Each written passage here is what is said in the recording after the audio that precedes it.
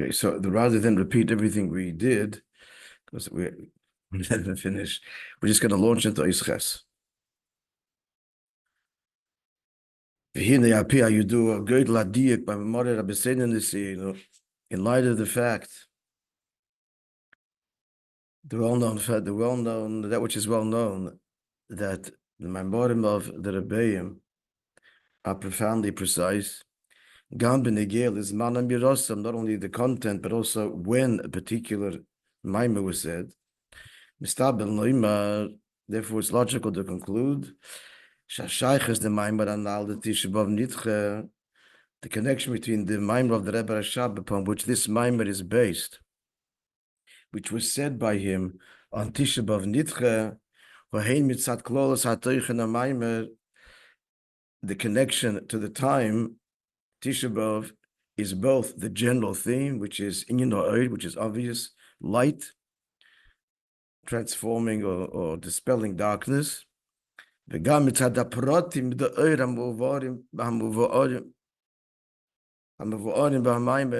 the details of the three levels of Oir that the Maimer explains, that this Maimer is explained at length till now. The Indian of the matter is as follows. As we said at the beginning of the Maimer, in order for darkness means anything other than godliness. So in order that darkness should be nullified completely, not just, as it were, nitche, which means pushed away in the face of the oir, which means silenced or overwhelmed. We don't mean that. We mean complete in this battle, that the resistance completely is not overwhelmed, but is no longer. So we said Kanal Sebez, beginning of the Maimon, chapter 2, that it's only an infinite revelation of Hashem that completely nullifies Choshech, spiritual darkness, whereas a finite, superior revelation will defeat, will overwhelm, will, the word nitche, better word, nitche will dismiss, but also not the best word. No. Suppress. Suppress. Again? Suppress. Yeah, also not to. The word nitche means to push away, but there's a better word for it. Doiche means to push off. Vanish. Banish may imply. That it's there. Yeah, banish, the true meaning of banish. Yeah, all right. Okay, we get the idea. So in order for the darkness not to merely be all of the above, but rather complete in this battle, so that requires a revelation of what? Bilti Mogbal. That's in general. Ubachlolis Yoy said in more detail, we identified three levels in the Oir. So it's which level? This is in general two levels. There's the Oir HaKolul B'Mo'ir, the light which is incorporated in the source, in contrast to the light which manifests, mispashet. Kolul and mispashet. I think at the beginning of the mind, but he didn't go into the three pratim came later. First, he distinguished between Eir HaGvul and Eir HaBli. That's Eir HaKolul B'Mo'ir, infinite light, finite light, is related to the light which is incorporated in the source, or the light that manifests from the source.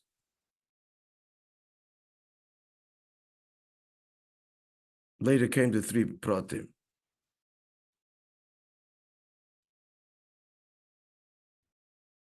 No, it right away was the Gimel Dargis.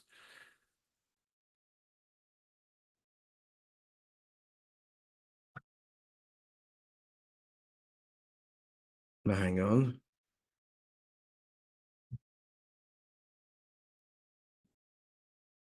Yeah, no, immediately was the three Dargis.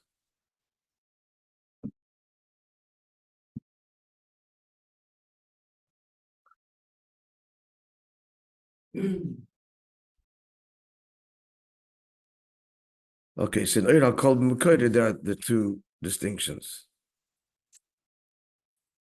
Remember, Begeder Slapshus and not Begeder Slapshus. Continuing. The Eira, so it's only the Proteus Yoser, this Bilti Mugbal, this infinite light. What level are we speaking about? Again, hiding the Slapshus. Is that Gila Eira Kol B'Mekoyre? This is through the revelation that is still incorporated. What's the difference? Okay. Simple language, gentlemen. Just translate the McGill student. Eira Kol B'Mekoyre or Eira Mispashet Mechutz L'Mekoyre. That which the light which is mispashet for outside the Mekoyre in Yonu Lahayr, that's a Lachoshech.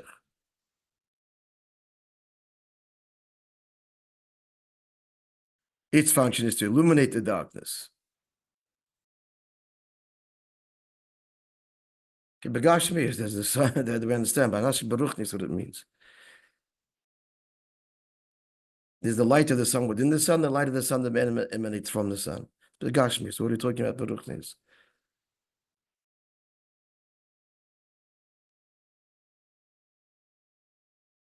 Anybody? I mean, these are not new terms either. What are we talking about?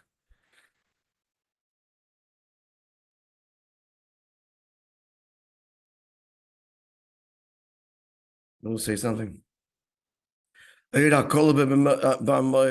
is incorporated in the source and light that emanates from the source. So we're talking about God. So tell me about him. What are you saying?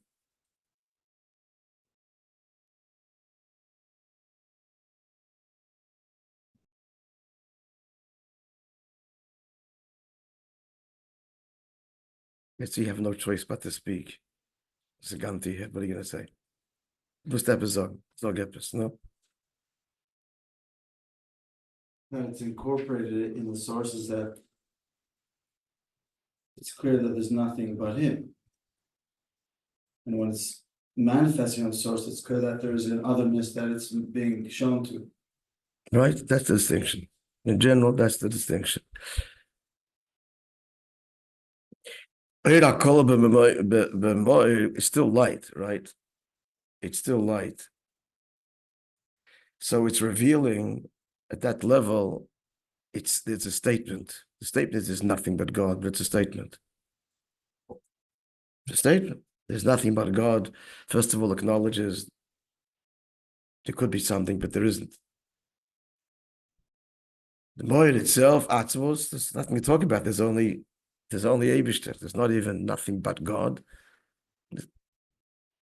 Even that's a statement. That's a definition, which already implies another possibility, which is there is something other than God. And the which is mispashit is already saying, mamish, there is already an entity that feels separate, and that entity is going to know that there's an Eivish. Even though there's no entity yet, it's all potential. So in order to, he's saying that the Choshe can be complete in this battle, which means otherness completely ceases to exist. Doesn't mean that there's no creation. It's the otherness, the sense of otherness within creation. So that requires a revelation of Eira Bligvul. And in more detail, we mean the Eira Kol B'Mekoyre. That revelation, that first pristine, truest revelation that says that there's nothing other than the Eibishter, that's what needs to be revealed to creation. And hence, naturally, all resistance and all sense of separation in the face of that truth cannot exist. Paradoxical because it's revealing it to creation. Yeah, that's what the whole Maimon is talking about. Yeah, sure, it's a paradox. I mean, we said many times, it's not, at the end of the day, it cannot be and it's not reconcilable, these two truths. In Seichel, neatly, it's just not. It's not. What two truths? True, but there's nothing but that God's the only reality, period, and that there's Bereshis Bara Elikim. What's Psukim in Torah. We're trying it with Seichel, we're trying to, but at the end of the day, to need Al Pi Seichel, reconcile it, it's fundamentally impossible. But at the most we can go to say that this truth, that there's nothing but him, is revealed to the otherness. What's the farthest we can go? You understand? That's you're asking a question, you're making a statement. This mind is the farthest we can go. Let's try and understand it. The farthest we can go in the Nakuda is that the otherness is also him. The Tzimtzum is also him.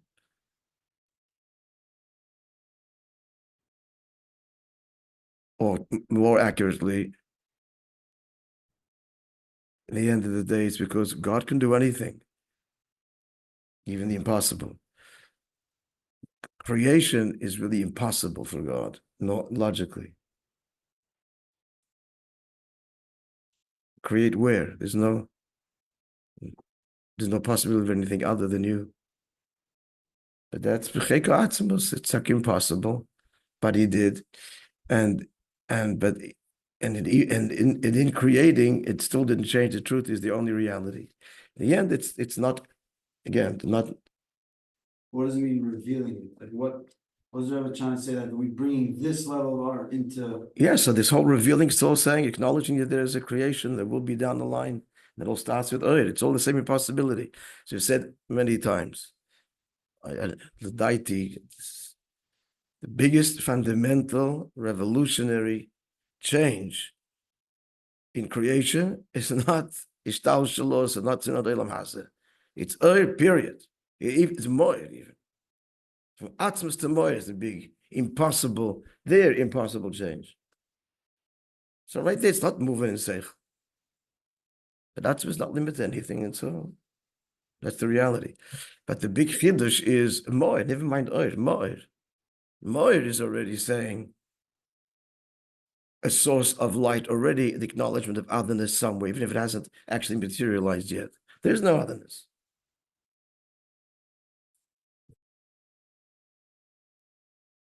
So with Chassidus, we're trying, what are we trying with Chassidus? That the Seichel HaNivra, that's the point of this Maimon, which is going to go, that you and my Seichel, a created entity, that, oh, by the way, that feels itself, the ultimate ego, doesn't even feel to be being created, never mind. We don't even feel being created every moment. Complete independence. That this Seichel should understand its complete bittul and live it, not just understand it and live it. To manifest in Mesiras Nefesh. That's the point. You know me. Within your limitations, know the truth of me. How is that possible? Torah. See, this Torah can reveal the truth, the absolute truth, to a nivra, to a created finite being with the limitations of intellect, of rationale, and the seichel should know the ultimate truth of its non-reality, its intrinsic non-reality. But it's yes reality because God wills it to be. All of those tensions. Does it relate to different points of life? So in this divine revelation, by divine design through the tzimtzum, he creates the sense of further and further distance, or further and further separation, or further or greater and greater otherness. Which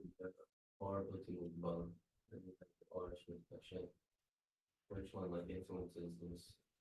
Which or influences? He's saying that the Eir, which is finite to begin with, obviously acknowledges other finite Jews. So one finite can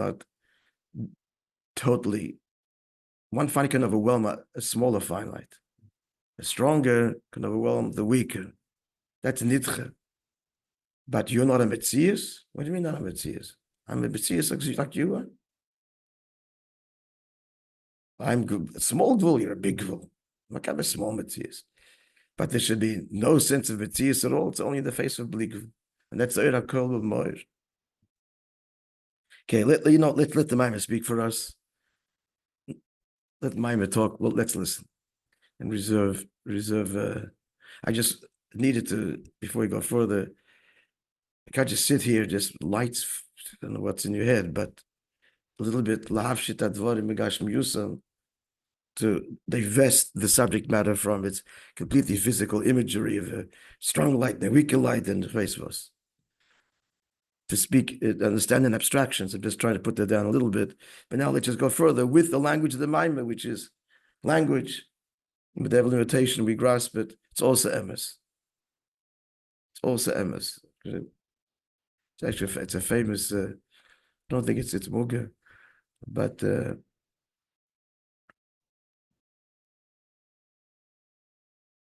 Rebbe's Masbid, the Ravid, objects to the Rambam, who says that Yadach describes Abish's hands, etc. Yeah, so it's all a marshal. I've got to see the Ravid inside again, a long time ago.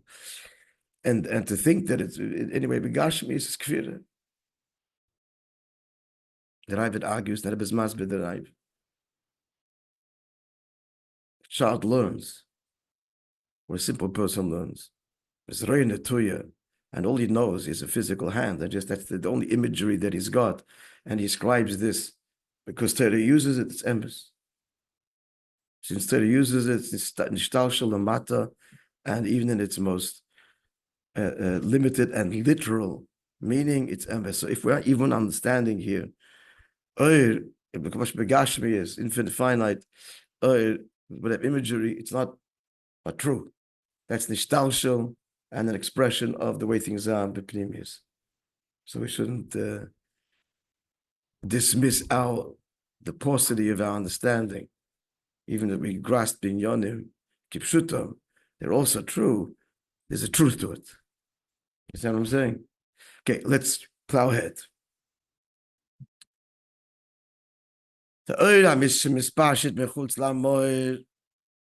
So the light which manifests from the source in Yana. So all that can do is illuminate the darkness, but it doesn't maybe dispels, but doesn't completely nullify. Like the light of the sun that spreads to the universe,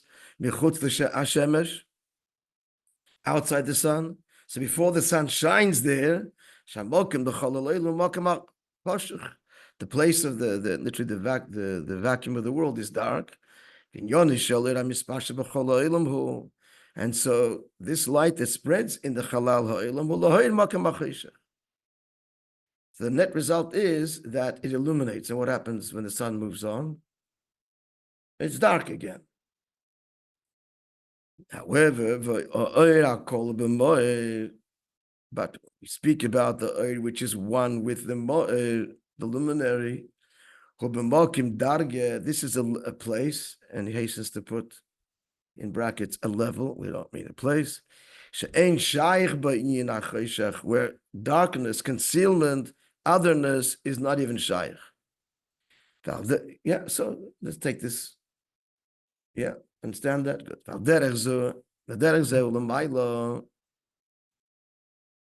Just put a marshal of the sun. So likewise above, excuse me, it's very late night.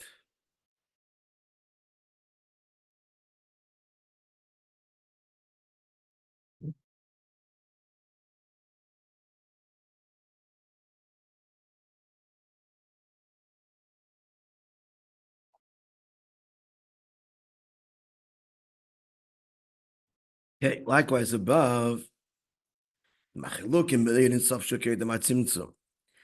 amongst the distinctions between, appreciating the distinctions between Hashem's revelation pre-tzimtzum, which is in general, that's what we're talking about now, the light that's bound up with his essence.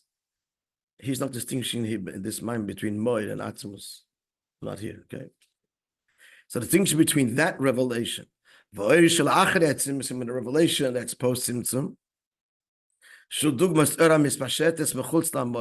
that's like the light that projects away from the more from the luminary. Who? The difference is the revelation post Simtsum in Yonei Hula Hayres Olam is appointed that revelation is to bring enlightenment, revelation to creation.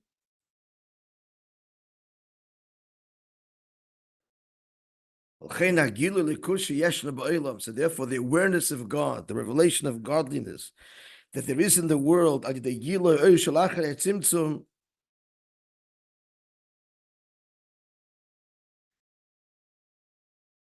so this revelation comes to creation and says, creation is all post-Simtsum. There is a God, and He's the only reality, but that's in use. Because creation is a state where what's a given is me, and godliness is something novel. More novel is that my whole creation, my whole existence is dependent on godliness bringing me into being every moment. This awareness, this kind of awareness is carried, is revealed when God reveals Himself in post-Simtsum. Articulating to creation, you should know there's an awareness and it's available through your opening mind and heart to know that there is a creator who's creating every moment. Big news. All I knew was me. I think, therefore I am. No. It doesn't start with you. There's a creator and therefore you. Not I think, therefore I am. There's a creator and therefore I am. Al derech Hashemesh, like the sun. Maybe it's the next page, not by you.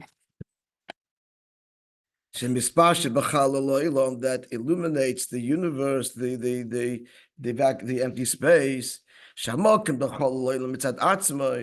This place that illuminates itself without the revelation, it remains in the dark. Along comes the sun and illuminates and says that there is a luminary, there's light. So likewise, this revelation post-Simtsum articulates post-Simtsum because it articulates. It's a message to be discovered. There's a creator, and the creator is responsible for your existence, and don't live in the dark. Avram, this is Avram discovering the Eibishter, the creator. It's Avram. The world, in the words of the Medrash, the world was was walking in darkness, and Avram came along and illuminated the world and taught and proved and showed post-Simtsum through Rayis and Ichachas of creation that there's a creator, looking at the intelligence and the symmetry and the extraordinary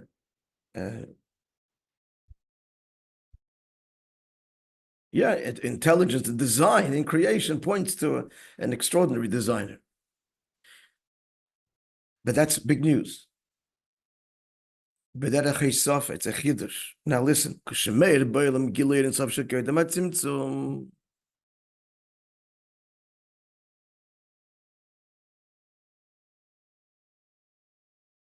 But when the revelation comes of the Eibishter, which is Koydem HaTzimtzum, I have to say something that wasn't made clear. Post-Tzimtzum, the Oyer post-Tzimtzum, it's already there. Already at that level, Metzias is Bepshitus and Likus is Bischachus. Not just creation itself, the Oyer post-Tzimtzum.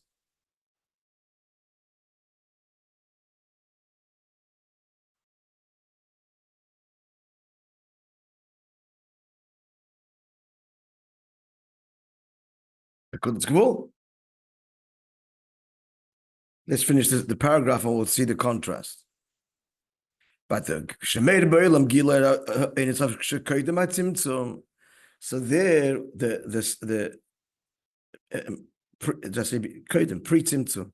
At that level, of the Kusim B'Pshitus, the only reality, the only obvious given reality is godliness. Creation, that's like impossible, as we said. God can do anything. Okay. But that's secondary.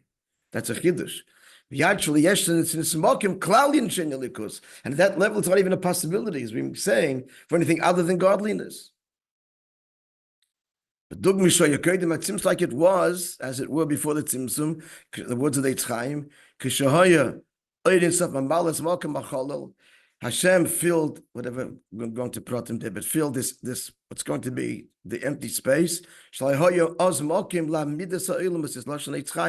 not even the possibility for the immersion of creation. So let's get this clear. The Eir post Tzimtzum, what is Tzimtzum? Tzimtzum already is the eclipse of godliness and the emergence of otherness. So otherness is the given. And then Bischachus is, it doesn't start with you. It starts with the creator that precedes you. But the audience of Lifnei HaTzimtzum, there is no discussion. It's the exclusive reality of godliness. And therefore, it's only when that revelation happens that all sense of otherness is complete in this battle. A revelation post-Tzimtzum will just say that you are something, but your something doesn't come in a vacuum. You come from the Eibishter. You come from the Creator. In other words, as we said many times, the Creator already implies creation. That's post-Tzimtzum. Creator is Elikim, is a description of divinity, of godliness that has these and these properties. Creator and produces creation. So the deepest level of bittul connecting to the Creator is that I'm something, and God's greater, and He creates me, and there is an allegiance to God. He's the only reality. It leads to a harmonious religious life, but not complete bittul. Not the Mesiras Nefesh. Not Mesiras Nefesh, not complete bittul. Why? Because the very source that I'm relating to is finite. It's post-Tzimtzum, Creator. This is a level without Torah mitzvahs you're going to get to. This is all meditation, all great meditators and people that tuned into and very spiritually sensitive, pick up intellectually and plus intuitively that there's a Creator living in harmony with creation. They're good, wonderful people. That wouldn't hurt a fly. See godliness in everything, unity and oneness.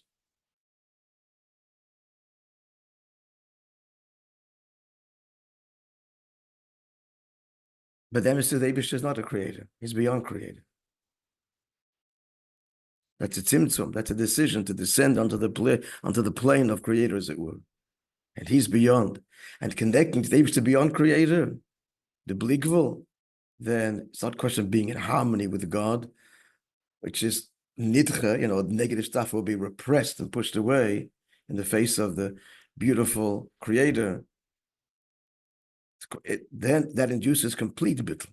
God's the only reality. And how does that manifest? B'chlal in Torah mitzvahs, in His will, but in His will in a way of Mesiras Nefesh, of putting self aside. That world is not a world of Mesiras Nefesh, it's a world of beautiful harmony. Everybody's nice and beautiful. I know the world well. Seductive too, because they're really such nice people. And if there's any negative kind of, we're all born with negative tendencies, it's overwhelmed. It's overwhelmed in the environment, nitcha. It's overwhelmed in this environment of harmony and beauty and sharing and meditation, and a little marijuana helps, it's a beautiful life.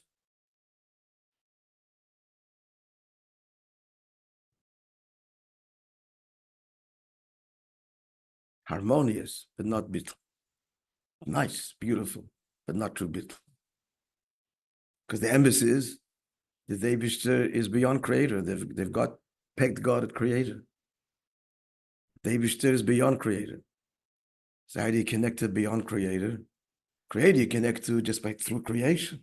The more you delve into creation and see its harmony, oneness, and the more in awe we are, the more harmonious we're going to live. How do you connect Eibishter beyond creator? On His terms. There's no way we can. It's on His terms.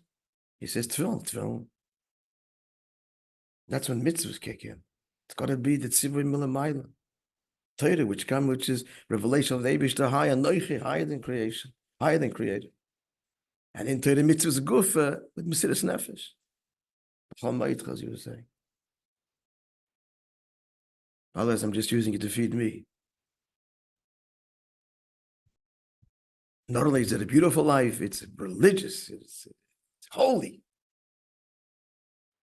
No, I'm talking more than holy. I'm talking Eibishter, and this Eibishter should be revealed in your holiness and in your harmony, and all of the levels don't disappear, but they're all pervaded by this truth, which is mevatel at every level, any sense of intrinsic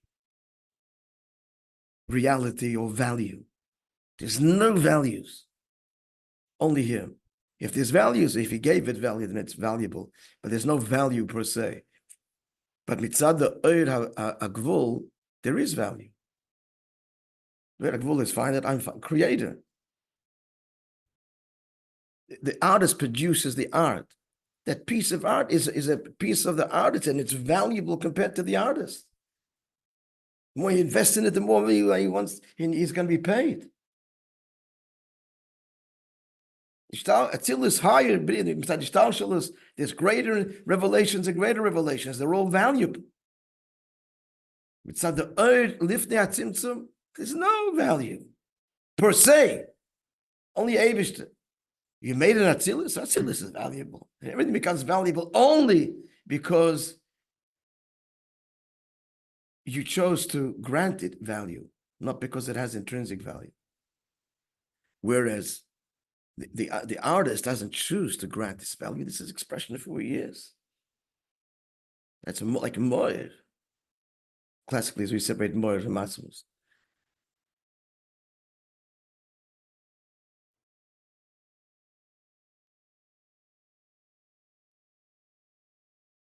Okay, we'll continue base session. We finish the paragraph.